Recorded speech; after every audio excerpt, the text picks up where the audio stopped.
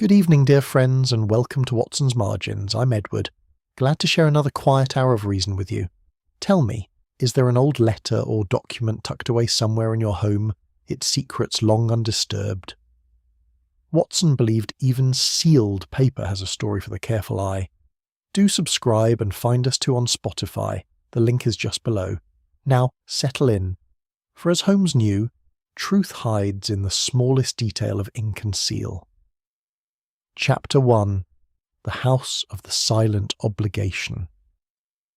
It has been my habit, in setting down these chronicles of my friend Mr. Sherlock Holmes, to choose those cases which exhibit some peculiar feature of method or of motive, and to pass over the many lesser matters that occupied his restless intellect between them. Yet of all the singular affairs in which I had the privilege of assisting him, few impressed upon me so forcibly the truth of his oft-repeated maxim, that the gravest crimes are seldom born of violence, but of the human heart's capacity for self-deception. I refer to the affair which came to be known, in the limited circle of those who learned of it, as the case of the replaced judicial warrant. It began upon an evening in the late autumn, when a fog of such density had settled over London that the gas lamps of Baker Street showed no more than a sickly yellow blur, and the rumble of traffic without seemed muffled, as though the city itself held its breath. I had dined with Holmes that evening, and we sat in companionable silence before the fire, he with his pipe and a monograph upon the variation of human ears, I with the evening paper, when Mrs. Hudson's measured tread upon the stair announced a visitor. "A gentleman, Mr. Holmes," said she, presenting a card, "who begs that you will see him at once, though it is scarce a fit hour for calling." Holmes glanced at the card and raised an eyebrow, a gesture which, in him, conveyed considerable interest. "Sir Edmund Harcourt," he read aloud. "Show him up, Mrs. Hudson, by all means. We do not often have the honour of a sitting magistrate at this hour, Watson, and rarer still one who comes alone and on foot, if I am not mistaken by the state of his boots in the hall." The gentleman who entered a moment later was tall and spare, perhaps 60 years of age, with the upright bearing of a man accustomed to authority, though this evening that bearing seemed to have deserted him. His face was pale, his grey side whiskers in some disorder, and his hands, as he removed his gloves, trembled with a restlessness he could not master. "Mr. Holmes," said he, "I must apologise for this intrusion, but I find myself in a position from which I can see no honest escape, and you were named to me as a man of absolute discretion." "Pray sit by the fire, Sir Edmund, and compose yourself," said Holmes. "Discretion you shall have, and Dr. Watson's as well, for I have found that 2 heads, even when one merely listens, are better than one in matters of this delicacy. You will forgive me if I observe that you have travelled here in some haste, and that the matter which troubles you concerns not your person, but your honour." Sir Edmund started. "How could you know that?" "Your watch-chain bears a small enamel device that I take to be the seal of the Inns of Court. Your collar is of a cut some years out of fashion, suggesting a man of fixed and conservative habits not easily disturbed, and yet your tie has been knotted twice this evening, as the crease betrays. A man does not retie his cravat for a matter of mere property. Now, sir, your trouble, if you please, and from the beginning." Thus encouraged, our visitor told his story, haltingly at first, and then with the relief of a man unburdening a long-carried weight. He was, he explained, the present master of Blackthorn Hall, an estate in Surrey that had belonged to the Harcourt family for 4 generations, and a sitting magistrate of some 30 years' standing. The Harcourts, he said with a certain melancholy pride, had long been regarded as guardians of legal propriety in their county, and it was this very reputation that lent such weight to the calamity which had befallen him. Among the documents preserved in the private archive of Blackthorn Hall, he told us, was a judicial warrant of great age and significance, a sealed instrument that determined, beyond legal challenge, the legitimacy of a disputed claim touching upon the family's inheritance and a long-standing trust. Its precise contents he was reluctant, even now, to disclose in full, but its importance to the future of his household could not be overstated. "And last evening, Mr. Holmes," said he, his voice dropping, I discovered that the warrant in my archive is not the warrant I have known these 20 years. It is a forgery, though such a forgery as I have never before encountered. The seal is intact. The hand is the very image of the original clerk's. The official markings are correct in every particular I can detect. Yet I know, as a man knows his own face in a glass, that it is not the same document. You are certain? As certain as I am of my own name. There is a turn to the final flourish of the seal-bearer's signature that I have studied 100 times, and it is, in this paper, very slightly wrong. A hair's breadth, no more, but wrong. Holmes leaned forward, his eyes bright with that particular fire I had come to recognise as the herald of a case worth his attention. And who, Sir Edmund, had access to this archive? The magistrate enumerated them with evident reluctance. His wife, Lady Beatrice, his nephew Arthur, who stood to inherit the estate, Miss Clara Whitmore, his secretary of many years, who knew the household's affairs as well as he did himself, and Mr. Lionel Vane, the family solicitor, whose own reputation was bound up with that of the Harcourts. Each, said Sir Edmund, might have some reason to wish the warrant altered, yet I cannot believe it of any of them. They are none of them hostile to me, Mr. Holmes. That is what makes this so very dreadful. Holmes was silent a moment, his fingertips together, his gaze fixed upon the fire. It is not hostility we must look for, Sir Edmund, said he at last, nor even desire. I think you have brought me a curious problem indeed, for I begin to suspect that this case is not, at its heart, about the document at all, but about what that document represents to those who surround you. We will come down to Blackthorn Hall tomorrow, and I should be glad if, until then, you spoke of this to no one. When our visitor had gone, swallowed once more by the fog, Holmes sat long without speaking, and when at last he turned to me, there was a gravity in his face I'd seldom seen. A forged warrant so perfect that none would ever question it, Watson, replacing one whose truth a man feared to keep. That is no thief's work. That is the work of love, or of shame, or perhaps of both together. We shall see. Chapter 2. The Keeper of the Family Secret. The fog had lifted by morning, giving way to a hard, bright autumn sky, beneath which the Surrey countryside lay spread out like a faded tapestry, as our train carried us southward from Waterloo.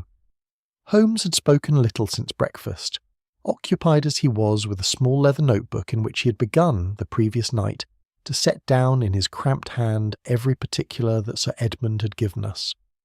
I had learned long ago not to interrupt him at such labour, and so I contented myself with the window and my own speculations, which, I confess, amounted to very little. "You're wondering, Watson," said he at last, without looking up, "why a man should go to such trouble to forge a document only to leave it where it might be discovered?" I had not got so far as that, I admitted, though now that you mention it, the question does seem central. "It is the whole of the matter," said he, closing the notebook. "Consider. Had the warrant been merely stolen, the thief would have left an empty space behind him, or destroyed the original and trusted to fortune that its absence would not be remarked for some years. Instead, we have a substitution of extraordinary craft, executed, I should judge, by someone who knew that Sir Edmund examined that document with sufficient regularity that a blank space would have been discovered within days. This was not a crime of opportunity, Watson. It was a crime of intimate and patient knowledge." Blackthorn Hall, when we reached it after a drive of some 3 miles from the station, proved to be a long grey house of the Jacobean period, its mullioned windows softened by ivy, its grounds kept with the particular neatness that bespeaks an establishment proud of its appearance before the world. Sir Edmund himself met us at the door, looking, if anything, more careworn than he had appeared in Baker Street, and led us directly to his study, a panelled room lined with deed boxes and legal volumes, in the corner of which stood a heavy iron safe of modern manufacture. "It is here," said he, drawing out the document with the reverence of a man handling something both precious and poisonous. "Examine it, Mr. Holmes, and tell me I have not lost my reason." Holmes carried the warrant to the window, and studied it for some minutes in a silence I had learned to respect, turning it first to the light and then away from it, drawing out his lens and passing it slowly over the seal, the signature, and the texture of the paper itself. "The seal is genuine wax, correctly impressed," he murmured half to himself, "and the paper is of an age consistent with the document's purported date, which argues that our forger had access not merely to a skilled hand, but to old paper.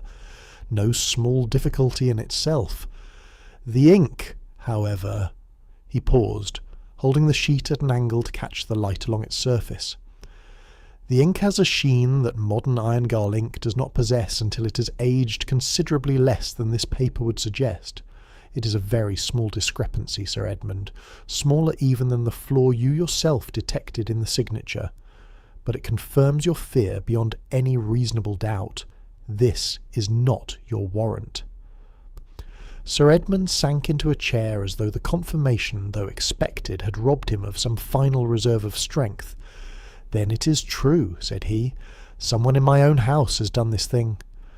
"Someone who loves you, or fears for you, or both," said Holmes quietly.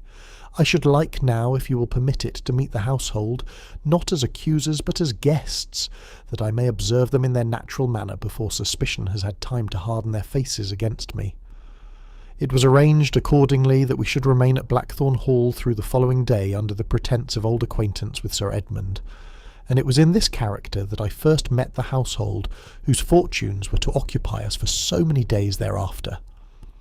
Lady Beatrice Harcourt received us in the drawing-room with the practised graciousness of a woman who had presided over such gatherings for 30 years, yet I observed, even in her courtesy, a watchfulness that did not relax. She spoke readily enough of the house, its history, its gardens, but when Holmes turned the conversation, with apparent carelessness, to the family archive, her hand went briefly to the brooch at her throat, and her answer, though smooth, came a fraction too quickly to be entirely unstudied. Arthur Harcourt joined us at luncheon, a vigorous young man of perhaps 30, handsome in the dark Harcourt fashion, but possessed of a restlessness that showed itself in a habit of rising from his chair and returning to it without apparent cause. He spoke of his uncle's health with what seemed genuine concern, yet when I mentioned in all innocence that Sir Edmund had seemed unwell of late, Arthur's reply was edged with something sharper than sympathy. "My uncle," said he, "carries burdens that are not always of his own making. We none of us escape the weight of what came before us, Doctor."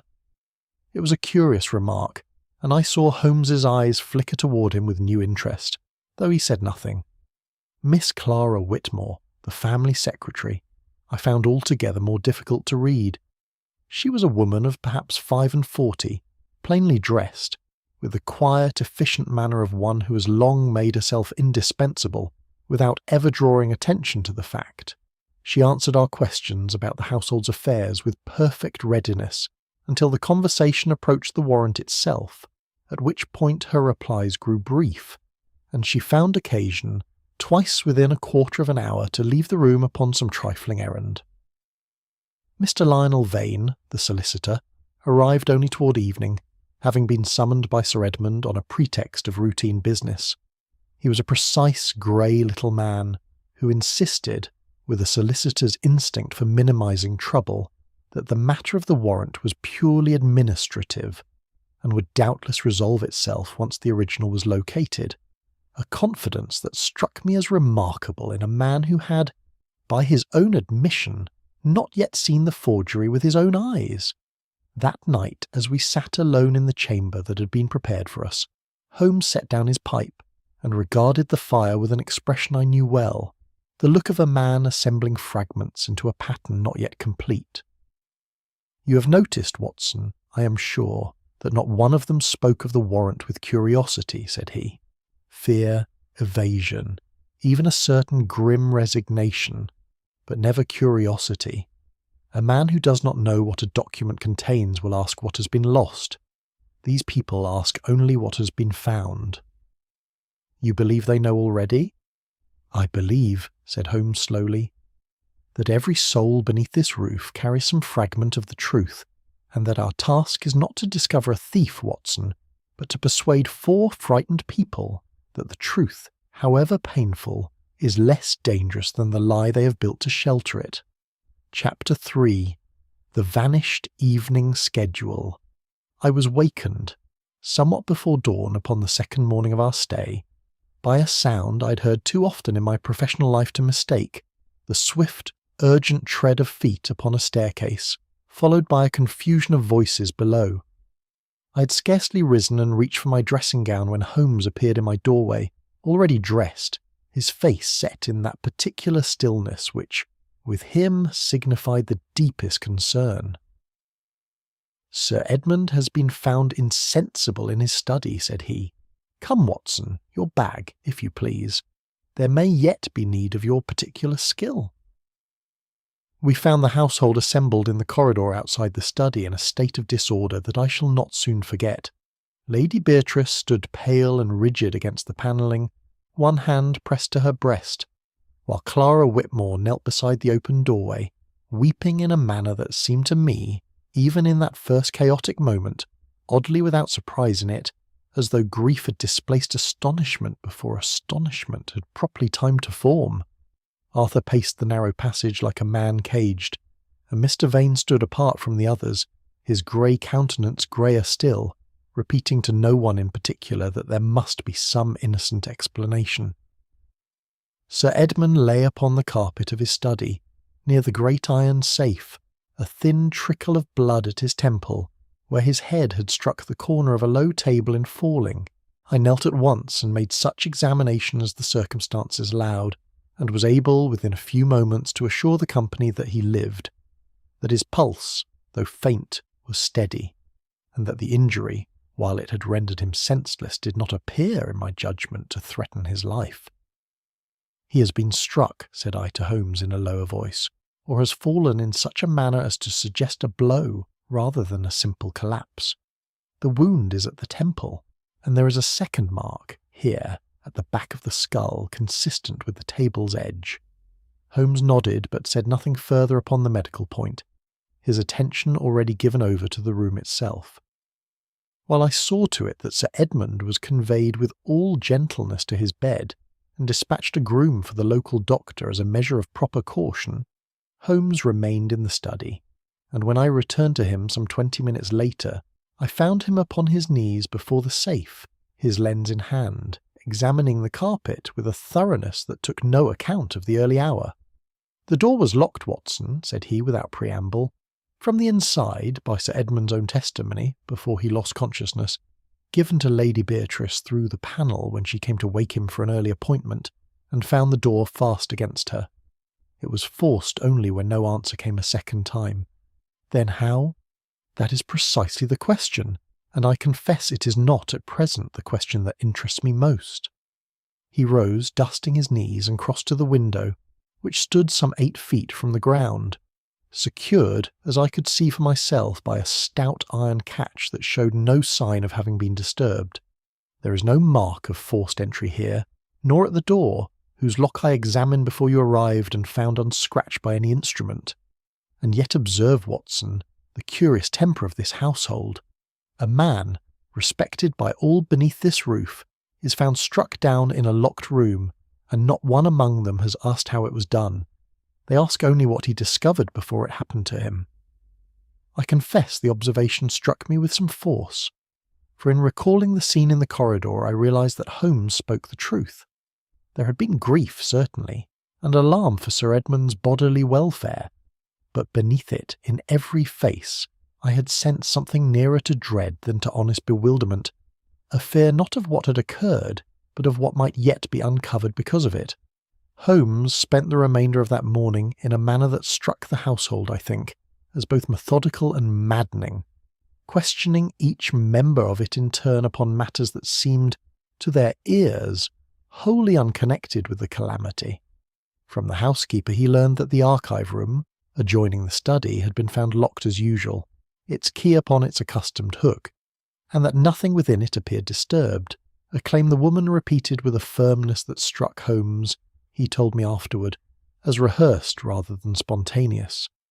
When he pressed her gently as to why she was so certain, she coloured, and would say only that it was her business to know such things, and turn the conversation aside. From Arthur, Holmes drew the admission, given reluctantly, that he had altered his usual evening habits the night before, dining early and retiring to his own rooms rather than joining his uncle for the customary hour of conversation that had been their habit for years. Lady Beatrice, too, had departed from her routine, having gone to bed earlier than was her custom, pleading a headache that no one, Holmes observed dryly, troubled to verify. Even Mr. Vane, who had been a guest in the house that night rather than a resident, confessed that he had risen once in the small hours and walked a little in the lower passage, unable to sleep, though he could give no very steady account of the time. "A house full of altered schedules, Watson," said Holmes to me, as we walked together in the garden during a brief respite from his inquiries, "and not one schedule altered for any reason that bears the smallest scrutiny. And here is a further curiosity. The second strong room, the one beyond the archive, which Sir Edmund keeps for the family plate and certain papers of lesser importance, was opened last evening, according to the housemaid who lit the passage lamps, though by whom and for what purpose, no one in this household appears willing to say." "You think the two matters connected?" "I think it most unlikely that two unrelated mysteries should choose the same night, and the same wing of the same house in which to occur," said he. "No, Watson. I begin to suspect that what struck down Sir Edmund Harcourt was not malice, but discovery. That he came near, in his own quiet investigation, to a truth that someone in this house could not permit him to reach, and that the blow, however it was struck, was given not in cold design, but in a moment of desperation by a hand more frightened than cruel. We have not yet found our answer, but I think for the first time that we have found the shape of the question. Chapter 4. The False Evidence of Greed.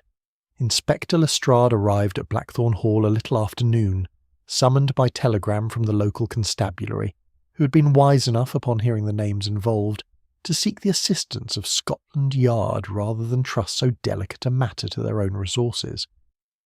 I had not seen the little inspector in some months, and he greeted Holmes with the mixture of wariness and grudging respect that had grown between them over the years, a respect he was, as ever, at some pains to disguise beneath an appearance of brisk, professional confidence. "A bad business, Mr. Holmes," said he, drawing off his gloves in the hall, "though I think we shall not be long in settling it. These country house affairs generally come down to the same root in my experience, and that root is money." "You have a theory already, then," said Holmes, with the faint dryness that I had learned to recognise as amusement rather than disapproval. "I have more than a theory, I have a case," said Lestrade, with evident satisfaction, and proceeded to lay it before us with the air of a man who has solved a difficult problem with very little trouble. The household servants, questioned that morning by the local police before his own arrival, had furnished him with a quantity of information regarding young Mr. Arthur Harcourt that struck Lestrade as conclusive. The nephew stood to inherit Blackthorn Hall and the whole of its associated property upon his uncle's death, a fact known to the entire household. He had quarrelled with Sir Edmund upon more than one occasion in recent weeks, quarrels overheard, if imperfectly, by more than one servant. He possessed, by virtue of his long residence in the house, ready access to the family archive, and he had, as Lestrade's inquiries among the local tradesmen had swiftly revealed, accumulated debts of a considerable and pressing nature, debts which a search of his rooms, conducted that very morning with Lady Beatrice's reluctant consent, had confirmed beyond dispute, in the form of a packet of unpaid accounts and a money-lender's correspondence concealed at the bottom of a writing desk. "There is your motive, Mr. Holmes," said Lestrade, not without a certain triumph, "and there is your opportunity. The young man feared exposure of his debts, perhaps feared his uncle had already begun to suspect the truth, and altered the warrant in some scheme to secure his inheritance before it could be threatened or withdrawn. When Sir Edmund came near to discovering the substitution, the young man struck him down to prevent discovery. It wants only a confession, and I do not think we shall wait long for that. I confess that, hearing the case laid out in this manner, I found myself half persuaded, for the facts, taken in sequence, presented a chain of reasoning that seemed, on its surface, difficult to dispute. Holmes, however, listened with his eyes half closed and his fingertips together, a posture I had long since learned to associate not with conviction, but with patient dissent.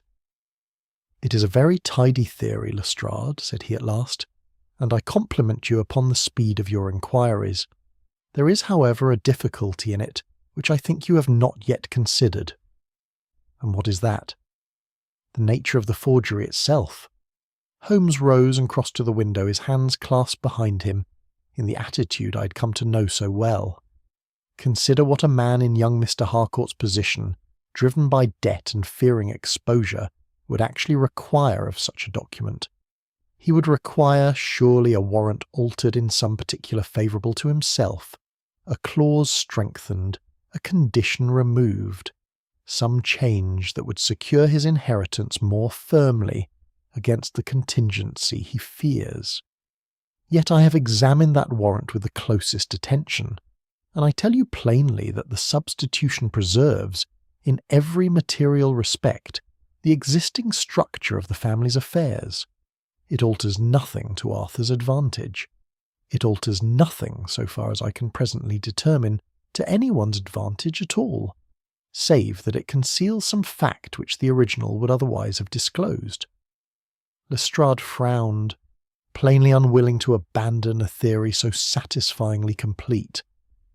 "Debts will drive a man to strange contortions, Mr. Holmes. Perhaps he feared some entirely different consequence from the original document, something we have not yet uncovered."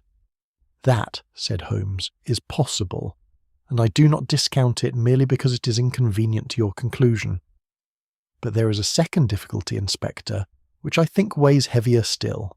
I have observed young Mr. Harcourt closely since our arrival, and I tell you that his fear, real as it plainly is, does not wear the colour of a guilty man's fear. A man who has forged a document and struck down his own uncle to preserve the fraud goes in terror of discovery. He watches the door, he starts at footsteps, he calculates, even in his distress, what each new development means for his own safety. Arthur Harcourt does none of these things. He paces, he broods, he speaks in riddles of burdens not of his own making, but he has not once, in my hearing, asked what evidence has been found against him. He has asked only and always what has been found out about his uncle's past." I recalled, with a small shock of recognition, the very phrase Arthur had used at luncheon upon the first day, and saw that Holmes had marked it as carefully as I, though he had let it pass without remark at the time. "There is a difference, Lestrade," Holmes continued, "between the fear of punishment and the fear of revelation, and I have seen enough of both in my profession to know the one from the other at a glance. Arthur Harcourt is afraid, profoundly afraid, but I do not believe it is for himself." Lestrade was not a man easily moved from a conclusion once formed, and he made it plain, with a certain stiffness of manner, that he intended to proceed against young Harcourt upon the evidence already gathered, debts and quarrels and opportunity being, in his professional judgment, sufficient grounds for a formal charge. Holmes did not press the point further, beyond requesting, in a tone of such reasonable courtesy that even Lestrade could not well refuse it, a delay of some few days before any formal step was taken, that the household might be spared, if possible, the further distress of a premature accusation. When the inspector had gone to confer with the local constable, Holmes turned to me with an expression of unusual gravity. "The financial evidence is genuine, Watson. I do not doubt it, and it will hang a circumstantial case about that young man's neck as surely as a rope, if we permit it.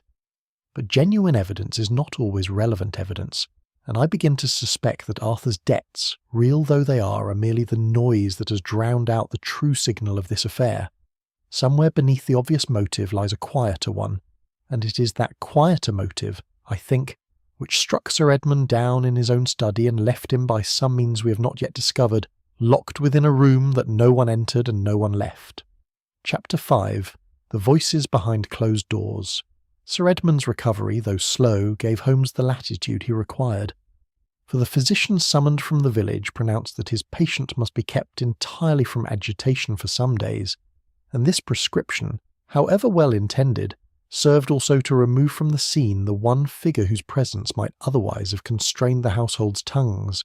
It was upon the afternoon following Lestrade's departure that Holmes began, in earnest, what he afterward called his quiet siege of Blackthorn Hall, a series of private conversations conducted not in the manner of an inquisitor, but with a patience and apparent idleness that I had seen disarm far more guarded witnesses than any we found beneath that roof.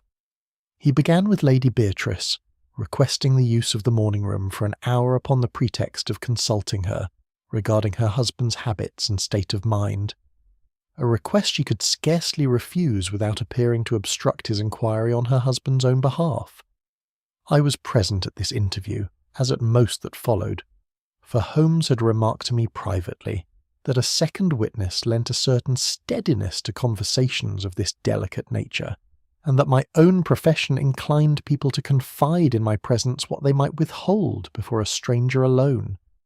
Lady Beatrice received us with the same composed courtesy she had shown from the first, but I observed that the hands folded in her lap were not entirely still, and that her eyes went more than once to the closed door behind us, as though she feared interruption rather than welcomed it. "You wish to ask me about Edmund," said she, before Holmes had well begun. "I will tell you what I can, Mr. Holmes, though I do not know that it will help you." "I think it may help a great deal," said Holmes gently, "if you will tell me not what your husband has done, Lady Beatrice, but what he has long refrained from doing.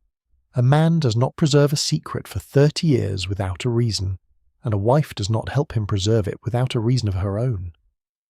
For a long moment she did not answer, and I thought she might refuse him altogether. Then, with the air of a woman setting down a burden she has carried so long that its absence is itself a kind of pain, she said, "There was an arrangement made many years ago, Mr. Holmes, before my marriage, concerning a matter that touched the family's honour very nearly. Edmund and I agreed, when we wed, that certain details of that arrangement should never be spoken of again, not to our friends, not to our solicitors, not even, in later years, to Arthur, who was then a child and is now a man grown. I do not know precisely what the warrant contains, for I have never asked to see it, but I know that it was drawn to settle that very matter, and I have feared every day since that it might one day be disturbed. And do you fear scandal, Lady Beatrice, or do you fear something nearer than scandal?" She raised her eyes to his, and I saw in them for the first time something other than composure. "I fear," said she quietly, "that the people I love would suffer for a thing none of them chose, and that the choosing of it was never theirs to make." Holmes pressed her no further upon that point, though I could see he had marked her words with care, and we left her, some minutes later, to a solitude that seemed, if anything, heavier than before. Our conversation with Arthur, conducted that same evening in the library, proved less guarded but no less revealing. He had grown calmer since Lestrade's departure, though a watchfulness remained in him that I now understood, thanks to Holmes's earlier observation, as the watchfulness of a man guarding another's secret rather than his own. "You know already that I am in debt, Mr. Holmes," said he, with a bitter frankness that seemed almost a relief to him. "I will not insult you by denying it, nor will I pretend that my uncle's death would not relieve me of a difficulty that has cost me many sleepless nights. But I did not touch that warrant, and I will tell you why I am certain of its contents touching me more nearly than my uncle has ever admitted. I have known for some years that my inheritance is conditional, Mr. Holmes, bound up with some clause in that very document, though my uncle has never told me its precise nature. I have asked him. He has always refused me, gently but absolutely, and I have come to believe that the condition concerns not my fitness to inherit, but my very right to the name I bear." Holmes leaned forward at this. "You believe the warrant touches upon your parentage?" Arthur's face in the firelight was a study in suppressed feeling. "I believe it touches upon something my father did, or did not do, before his death, Mr. Holmes, though I have never had the courage to press the matter to its conclusion. I have lived 30 years beneath a roof I love, bearing a name I am not entirely certain is mine by unclouded right, and I confess to you now that I would rather lose every penny of the estate than learn, at last, what that document contains. Our interview with Clara Whitmore, conducted the following morning in the small office adjoining the archive, was the briefest of the three and, in its very brevity, the most suggestive. She answered our questions regarding the household's records with her customary precision, until Holmes inquired, almost in passing, whether any documents had gone missing from the archive in years previous to the present trouble. The change in her was immediate and unmistakable. Her hands, which had lain quiet upon the desk, closed slowly into the fabric of her skirt, and her voice, when she answered, had lost its even register entirely. There were papers once that I helped to remove from the general record, Mr. Holmes, at a time and for a purpose I am not at liberty to discuss. I have served this family faithfully for 20 years, and I will not now betray a trust given to me long before this present trouble began, whatever suspicion it may bring upon my own head." She would say no more, and Holmes, with a courtesy I thought remarkable given the evident importance of what she withheld, did not press her further, though I saw as we left her that his eyes lingered upon the locked cabinet behind her desk, with an interest he made no effort to disguise. It remained only to speak with Mr. Vane, who received us that evening with the smooth reluctance of a solicitor long practised in saying a great deal while committing himself to very little. Yet even he, pressed at last upon the family's history, let fall a single admission that Holmes seized upon at once. "The Harcourts have weathered scandal before, Mr. Holmes," said he, with a sigh that seemed to cost him something, "and have weathered it always in the same fashion, by ensuring that certain truths remained where truths of that nature belong, which is to say, buried." When at last we sat alone together that night, Holmes was unusually silent, and when he spoke it was with a gravity I had rarely heard in him. "4 people, Watson, and 4 fragments of the same secret, each held apart from the others as though to share it whole would be more than any one of them could bear. Lady Beatrice protects her husband. Arthur protects, I think, his own dread of an answer he has not the courage to seek. Clara Whitmore protects a trust given to her by someone now beyond our questioning. And Vane protects, as solicitors so often do, nothing more noble than the family's name. We have not yet found our culprit, but I begin to believe we have found at last the shape of the truth they are all of them so desperately guarding. Chapter 6. The Fear of Disgrace. I woke upon the 3rd morning of our stay at Blackthorn Hall to find Holmes already seated at the small writing table by the window, his notebook open before him, and about his person that particular stillness of concentration, which told me he had been at work in all likelihood since some hour well before dawn. He didn't look up at once, and I had learned, in years of such mornings, that it was better to leave him to his thread than to break it with idle conversation, and so I dressed and went down alone, leaving him to whatever pattern he was even then drawing together. It was past 9 before he joined me at breakfast, and when he did, there was in his manner the particular brightness I associated less with triumph than with the satisfaction of a difficult passage well navigated. "I have spent the night reconstructing the timeline of this affair, Watson," said he, helping himself to toast with an appetite that suggested his labours had agreed with him. "And I think I begin at last to see the shape of it whole, though several pieces remain to be set in place. Tell me, what would you say is the single fact that distinguishes this case most sharply from the common run of theft and fraud that occupy our friend Lestrade?" "That nothing has in fact been gained," I ventured, recalling his words of the previous days. "The forgery profits no one." "Precisely so, and it is a fact I find I cannot set aside, turn the problem as I will. Consider what we have learned. Lady Beatrice speaks of an old arrangement, made before her marriage, that she and Sir Edmund agreed never to disturb. Arthur believes the warrant touches his very right to bear the family name.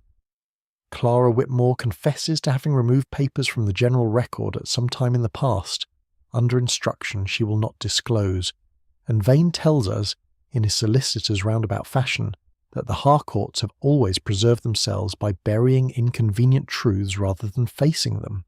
4 threads, Watson, and every one of them leads not toward profit but toward concealment.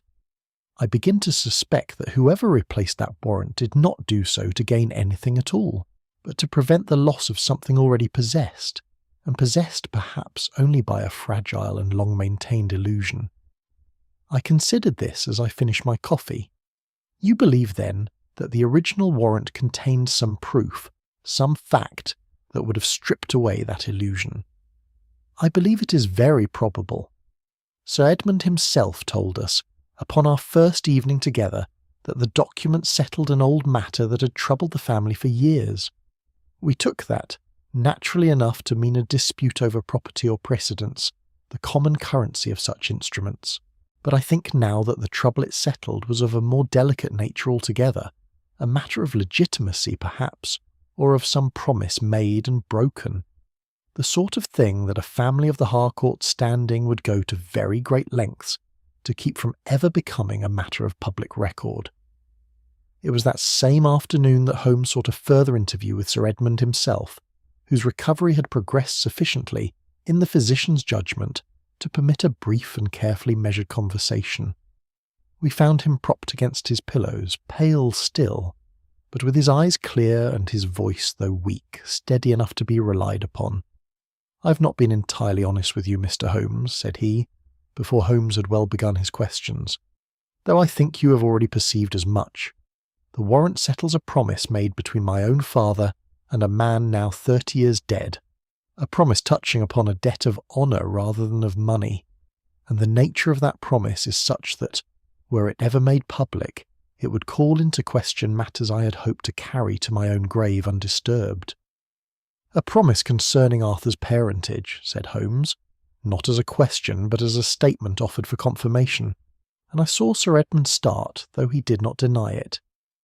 "You have guessed a great part of the truth already, I think," said he heavily, "though I will not confirm the particulars even now, for they touch upon the honour of the dead as well as the living, and I have given my word long ago that they should remain undisturbed.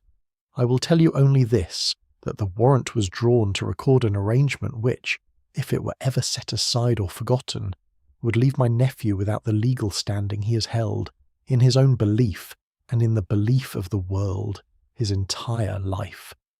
I had it locked away not to hide a crime, Mr. Holmes, but to protect a peace that has held for 30 years, and I fear now that in disturbing it, however unwillingly, I have endangered the very thing I sought to preserve."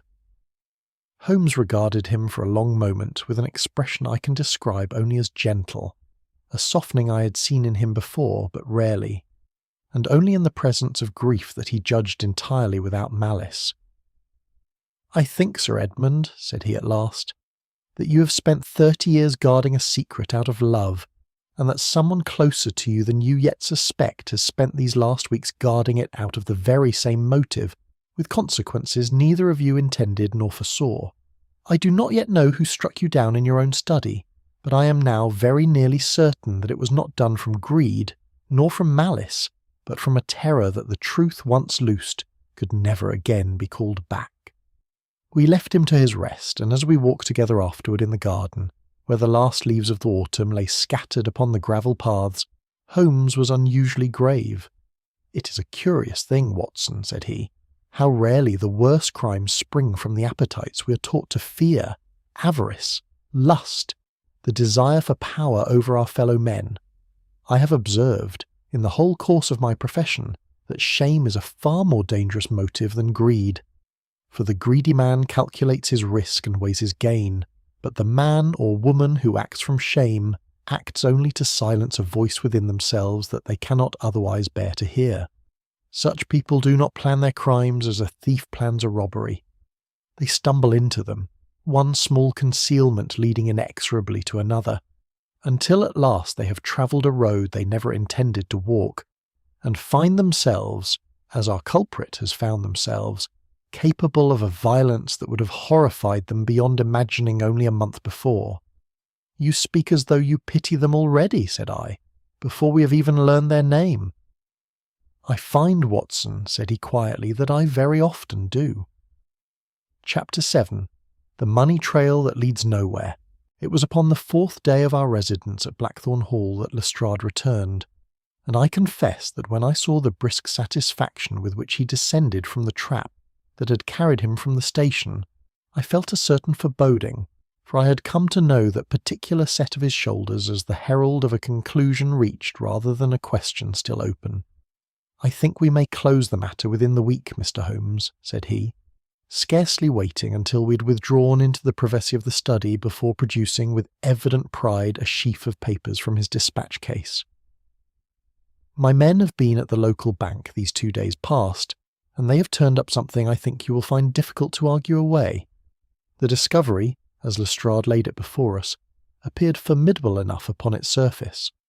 A small private account had been opened some 18 months previously at the bank in the neighbouring market town, in a name that proved, upon inquiry, to be a thin disguise for one closely connected with the Harcourt household, and into this account had passed, over the months that followed, a series of sums neither large nor regular, but sufficient taken together to suggest a deliberate and secret accumulation. Lestrade's theory, advanced with the confidence of a man who believed the final stone had been set in place, was that this hidden fund represented the proceeds of some scheme to manipulate the family's inheritance, the warrant substitution being merely the final act in a longer design to secure control of the estate by stealth, where it could not be secured by open right. "And whose name stands upon the account?" Holmes inquired, examining the papers with care. "That is the difficulty, Mr. Holmes, or rather it is not, for the name is plainly an invention, but the hand that signed the original deposit slip has been compared by my own sergeant, who has some skill in such matters, with specimens taken from the household, and he is of the opinion that it most closely resembles the hand of young Mr. Arthur Harcourt." I saw Holmes's brow contract very slightly at this, though his voice when he spoke betrayed nothing of disagreement. "Your sergeant's opinion is offered, I take it, with the usual reservations of such comparisons. Handwriting, Inspector, is a treacherous witness at the best of times, more treacherous still when a man labours, as your sergeant evidently believes this writer did, to disguise his natural hand. Treacherous or not, it is evidence, and evidence of a piece with all the rest," said Lestrade with a touch of impatience. "Debts, motive, opportunity, and now a secret fund accumulated under a false name. I do not see what more you require, Mr. Holmes, before you will allow that the case against young Harcourt is as complete as any I have brought before a magistrate in 20 years. It was, I confess, a damning accumulation, and I observed, with some unease, that the household itself had begun, in the hours following Lestrade's announcement of his discovery, to turn against Arthur with a swiftness that surprised me, given the affection I had supposed them to bear him.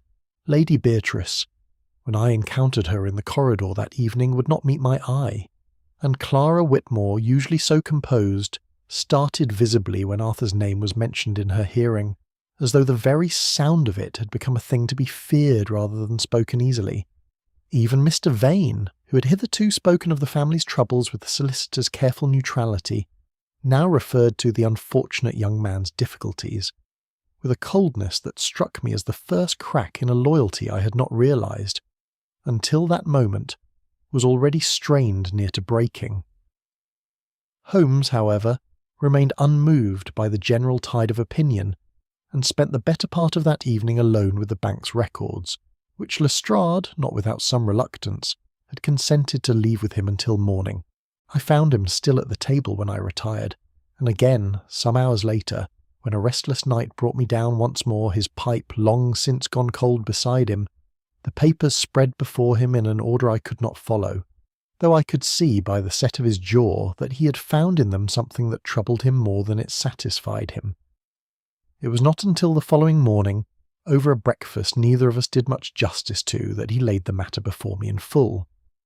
"I have examined every entry in this account with the closest attention, Watson," said he, "and I tell you that the more closely I examine it, the less it resembles the fund of a man scheming to secure an inheritance, and the more it resembles something else entirely. Consider the pattern of the deposits. They are irregular in amount, certainly, but they are regular in interval, falling, almost without exception, upon the first week of each month, as though paid from some fixed source rather than gathered, as a schemer gathers his spoils whenever opportunity allows. And observe further that not 1 shilling has ever been withdrawn from this account since its opening. A man building a private fortress against the day his fraud is discovered does not leave his treasury untouched for 18 months together, Watson. He spends, he prepares, he makes ready his retreat. This account has been fed patiently and regularly by someone who had no intention whatsoever of drawing upon it. Then what purpose could it serve? That, I confess, I cannot yet say with certainty, though I have begun to form a suspicion that I think you will find as strange as I did myself. But here is the larger point, Watson, and it is the point upon which I think Lestrade's whole theory must finally founder. Whoever altered that warrant did not create in its place any document that secured to themselves or to anyone else that we have yet identified the smallest material advantage. The substitution preserves the existing order of the household entire. Arthur inherits precisely what he was always believed to inherit. Lady Beatrice's position is unchanged. Even Clara Whitmore's modest situation remains exactly as it was. If this were truly a scheme to manipulate the family's fortune, Watson, it is the strangest scheme I have ever encountered, for it manipulates nothing at all. He rose and stood for a moment at the window, looking out upon the grey morning with an expression I had come to recognise as the prelude to some decisive turn in his reasoning. "I begin to believe, Watson," said he slowly, "that we have been pursuing a phantom these 3 days past, a crime of acquisition, where no acquisition was ever intended. Our culprit did not alter that warrant to gain anything whatever. They altered it, I am now nearly certain, to prevent the loss of something they valued far more than money. And I think, moreover, that this hidden account, far from being the engine of a fraud, may prove instead to be evidence of a quite different and far gentler purpose, one that has nothing to do with greed and everything to do with a debt of conscience that someone in this house has been paying in secret for a very long time." Chapter 8. Holmes finds the emotional contradiction. The collapse of the financial theory left Lestrade in a temper I had rarely seen him display, for he was not a man who relished having a case dismantled before it had even reached the magistrate's bench, and he withdrew that afternoon to the village inn, declaring that he would return upon the morrow with fresh inquiries of his own, and that Mr. Holmes might pursue his speculations in the meanwhile as he saw fit. Holmes received this announcement with perfect equanimity, and indeed seemed, if anything, relieved to have the house to ourselves once more, free of an officer whose presence, however well-intentioned, had a way of hardening witnesses into silence precisely when they stood upon the brink of speech. "We must go over the ground again, Watson," said he that evening. "Not the physical ground this time, but the human ground. For I am persuaded that the answer to this riddle lies not in any fact we have yet to discover, but in some fact we have already been given, and have not yet rightly weighed." He spent the following morning in a fashion that I had observed in him many times before, walking the length of the gallery that ran the breadth of the house, his hands clasped behind him, his head bent, pausing now and again before this portrait or that, though I do not think the pictures themselves held the smallest part of his attention. I had learned, on such occasions, to walk beside him in silence, offering neither question nor comment, and it was not until we had completed perhaps the 4th such circuit that he spoke again. "Let us set the 4 of them before us once more, Watson, not as suspects, but as 4 studies in feeling, and let us ask of each, not what they had to gain, but what their faces have told us, truthfully, whatever their tongues may have concealed." He ticked the names off upon his fingers as he spoke. Arthur Harcourt, accused by every circumstance of greed, displays guilt in abundance, yet I have searched his countenance for the smallest trace of ambition satisfied, or even ambition thwarted, and I find none. His is the guilt of a man who fears a truth, not the guilt of a man who has stolen a fortune.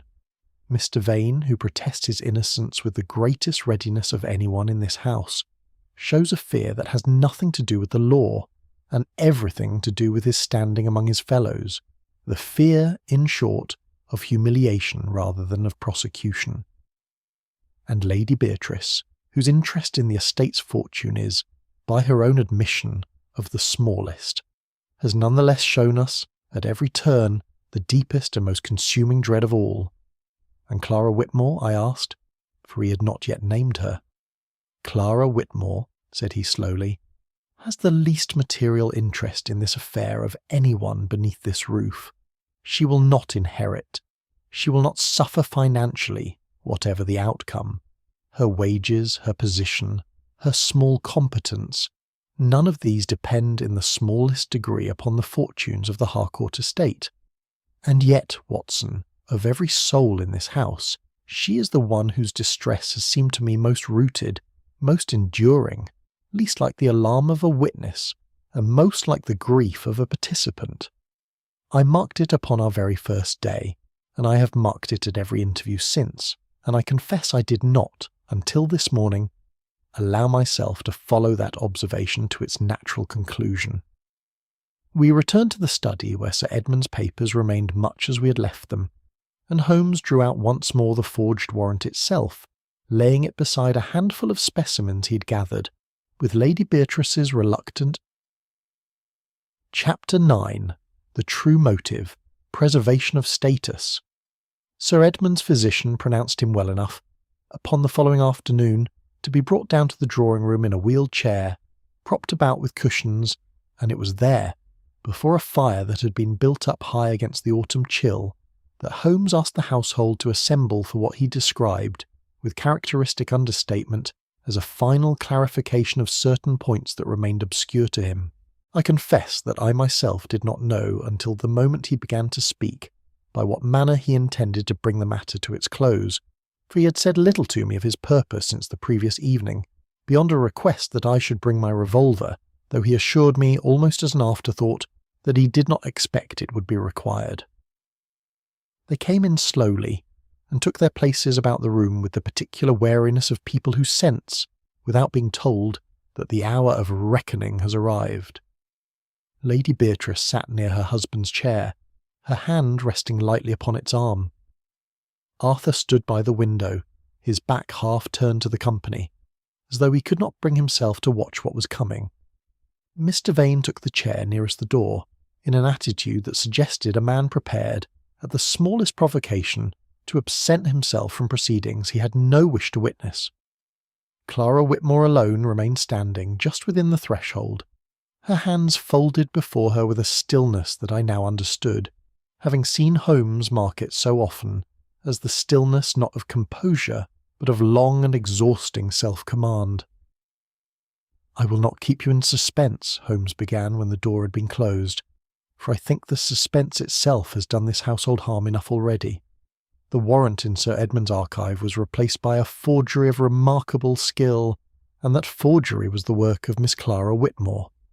There was no outcry, no gasp of astonishment, and it was this very absence, I think, that told me more plainly than any confession could have done how near the truth had already crept into every heart in that room. Clara did not move, nor did she attempt denial.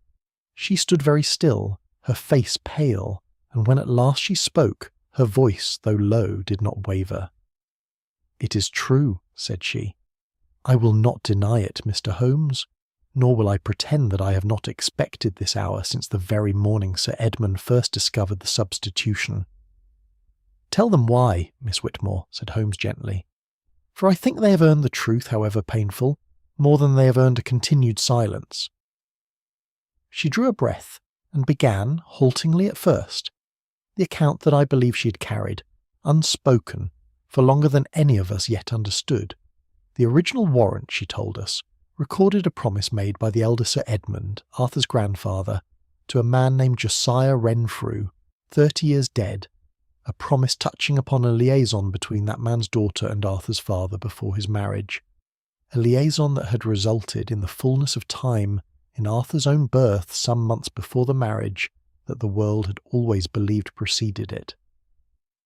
The warrant had been drawn with the full knowledge and consent of both families to secure beyond any legal challenge Arthur's right to the Harcourt name and inheritance, whatever question might otherwise arise as to the precise date of his parents' union, and the elder Renfrew, in exchange for his daughter's silence and his own, had been guaranteed, in that same instrument, a quiet and continuing provision for her welfare. The arrangement was an act of mercy, Mr. Holmes, conceived by good people to spare an innocent child from a cruelty he had done nothing to deserve, said Clara, and here her voice broke for the first time. But the document itself, were it ever to fall beneath the eyes of a stranger, a clerk, a rival solicitor, anyone outside this house would reveal every particular of that old liaison in language no reasonable reader could mistake. It does not merely secure Arthur's inheritance, Mr. Holmes. It records, in the law's own unsparing language, the very scandal it was drawn to prevent from ever becoming public. And you discovered this how? Holmes asked, though I think he asked it less for his own information than for the household's understanding. I am Josiah Renfrew's granddaughter, Mr. Holmes, said she, and at this even Holmes, I think, allowed himself a moment's surprise, though he mastered it swiftly. My mother was the woman named in that warrant, though she died when I was a child, and never told me the whole of her history.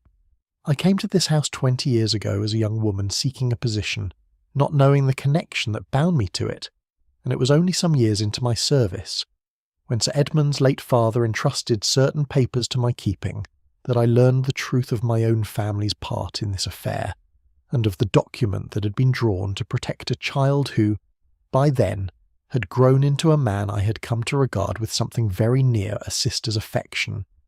She turned then toward Arthur, whose face I saw had gone the colour of ash.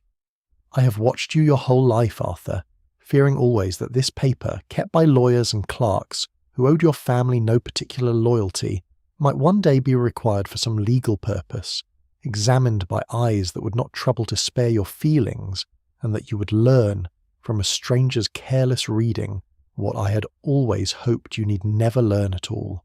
When Sir Edmund began, these past months, to speak of placing the family's archive under a more formal legal review, I could not bear the thought that the truth should reach you in such a fashion, cold and unmediated by love.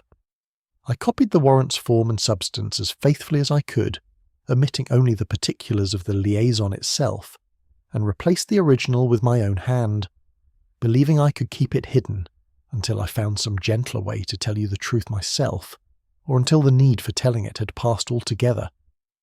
And the account at the bank? Holmes asked. Money I had saved these 18 months past, Mr. Holmes, against the day I judged myself ready to make what restitution I could to this family for the deception I had practised upon them, though I see now that no sum of money could ever have purchased back the trust I have broken here today. Holmes was silent a moment, and when he spoke again, it was with a gentleness I had rarely heard him extend even to the innocent, far less to the confessed.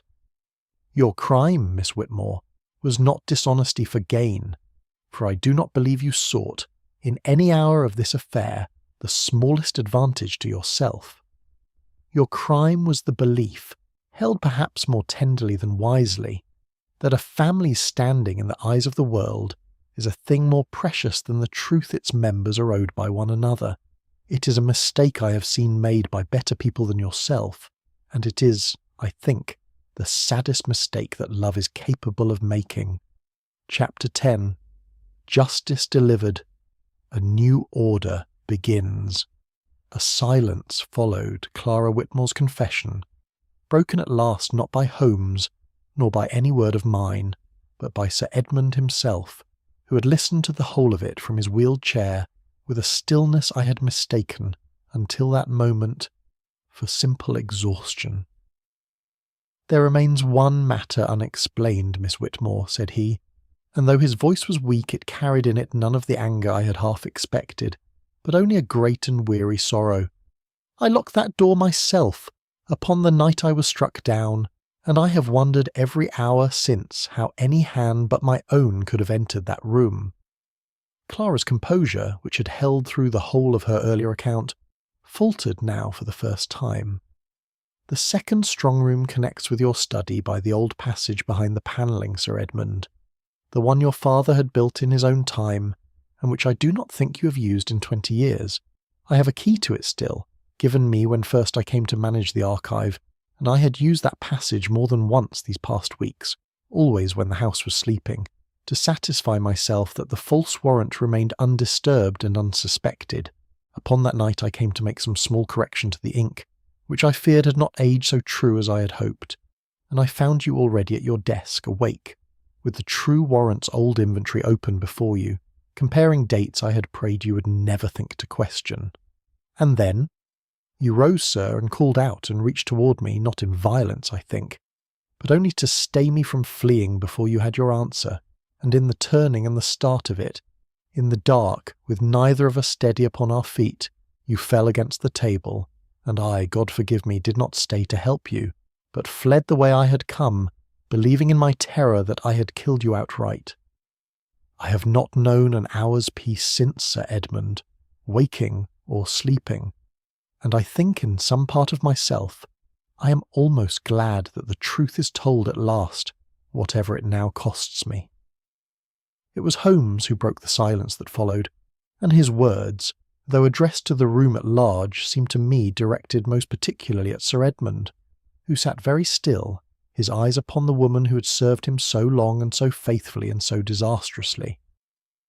You have before you, Sir Edmund, not a criminal in the common sense of that word, but a woman who inherited a secret she did not choose, and who carried it, at no small cost to herself, with a devotion that did her family more honour, I think, than it did them harm, until fear at last drove her beyond the bounds of wisdom. The law will have its say in such matters, and I do not counsel you against it. But I would ask you to remember, when that hour comes, that she struck no blow and intended none, and that whatever penalty the courts may judge fitting, the greater part of her suffering has already been paid in the coin of 20 years' silent watchfulness. What followed in the weeks after, I set down here as briefly as the matter allows, for the legal consequences of that strange and sorrowful night belong more properly to the courts than to this narrative. Sir Edmund, upon his fuller recovery, chose not to press the heaviest charge the law might have permitted, satisfying the magistrates of the county, of whom he remained even now a respected colleague, that the injury done him had arisen from panic rather than design. Clara Whitmore was permitted in the end to make her peace with the law through a lesser reckoning than she had feared, and Sir Edmund, in a gesture that struck me as entirely characteristic of the man Holmes and I had come to know, settled upon her from his own purse a provision sufficient to secure her comfort wherever she chose to make her future home, declaring that a debt of 30 years' standing, however strangely discharged, was not one he intended to leave unpaid. The original warrant itself, recovered from the locked cabinet in Clara's own small office, where she had kept it hidden rather than destroy a document she could not bring herself to burn, was restored to its place, and Sir Edmund, after long reflection, chose at last to tell Arthur the whole of his history with his own lips, gently and in his own time, rather than leave the truth to be inferred from lawyers or discovered by accident in some future year. I am told, though I had it only second-hand, that the telling went harder for Sir Edmund than for Arthur himself, who received the truth, when it came at last from a voice that loved him, with a steadiness that did him great credit. "I would rather have known a true and difficult thing from you, uncle," he is reported to have said, "than have lived another 30 years protected by a comfortable lie." Lady Beatrice, I think, found in the whole affair a kind of liberation she had not expected, for the secret she had guarded so long once spoken proved far less terrible in the daylight than it had been in 30 years of shadow, and she told me, upon the morning of our departure, that she had begun at last to sleep without the old uneasy dreams that had troubled her since her marriage. Mr. Vane, for his own part, withdrew quietly from the family's affairs within the month, observing, in a letter to Sir Edmund, that Holmes was shown in confidence, that a profession built upon the bearing of inconvenient truths had perhaps outlived its proper season, and that he preferred to close his practice upon his own terms rather than wait for the world to close it for him. As Holmes and I sat together in our railway carriage, watching the grey towers of Blackthorn Hall recede at last into the Surrey mist, I remarked that it was, of all the cases I had chronicled, among the strangest, in that no thief had truly stolen and no enemy had truly struck, and yet harm enough had been done to fill a dozen ordinary crimes. "It is the rarest class of case, Watson," said Holmes, lighting his pipe and settling back against the cushions with the particular contentment he reserved for problems honestly resolved. "And I confess I find it, in its way, the most instructive of any I have lately handled. We are taught, in our profession, to look always for the hand that profits, and that lesson serves us well in 9 cases out of 10. But the 10th case, Watson, is reserved for the hand that loves too fiercely and asks nothing for itself, and it is that 10th case, I think, which teaches us the most about the strange and crooked architecture of the human heart." He drew upon his pipe and watched the smoke curl toward the carriage roof. "A document may carry the weight of law, Watson, but it is the human heart that determines the crimes committed in its shadow, and I have rarely seen that truth so plainly written as in the quiet, mistaken devotion of Clara Whitmore. Assistance from old household accounts and correspondence preserved in the archive. I have given a great deal of thought these last days to the question of who could have produced so accomplished a forgery," said he, bending over the documents with his lens. "It is not enough, Watson, that the hand be skilled, though skilled it certainly is. The forger required something rarer still, an intimate knowledge of the original document's contents, sufficient to reproduce its substance with such fidelity that even Sir Edmund himself was deceived as to everything save the smallest particulars of the seal and the ink. Now, who among this household possessed such knowledge? Not Arthur, who has told us himself that he was never permitted to see the warrant entire. Not Lady Beatrice, who has told us, I believe truthfully, that she never asked to see it. Mr. Vane, as solicitor, might have had access to its substance, but a solicitor possesses also the legal authority to seek a proper alteration through proper channels, were any alteration truly required, and would have little reason to risk a forgery when a legitimate instrument lay within his power to draft. "That leaves only Clara," said I. "That leaves only Clara Whitmore," Holmes agreed, "who has managed this family's papers for 20 years, who knows every document in that archive as a mother knows the faces of her own children, and who possesses, by virtue of that very intimacy, neither the legal standing to alter a warrant openly nor, I think, the wish to claim any advantage by doing so in secret. She had the knowledge, Watson, she had the access, and she had, above all, a connection to this family's history so deep and so long sustained that I begin to wonder whether her loyalty to the Harcourts is not, in some fashion we have not yet uncovered, a loyalty older and more personal than mere service could ever fully explain." He straightened then, and there was upon his face an expression I had seen before in moments of this kind. Not the bright satisfaction of a puzzle solved, but a graver thing, the look of a man who has found his answer and takes no pleasure in it.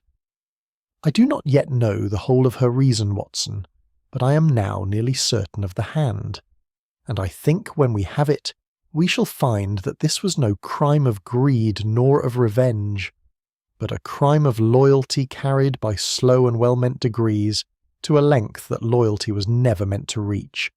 Tomorrow I think we shall have the truth entire, and I confess I do not look forward to the hearing of it.